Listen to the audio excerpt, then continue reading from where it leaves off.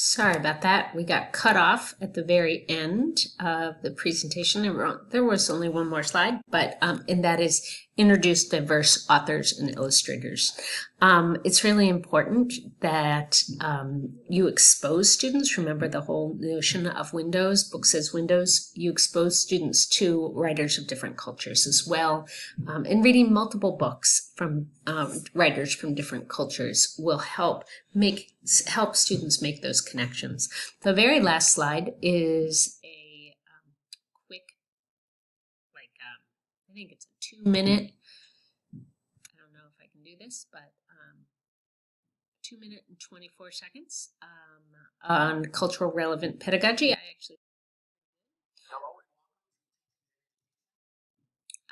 But so I'd like you to watch that on your own. So that's all I've got. Enjoy, and I'll see you guys on the Flipgrid this week.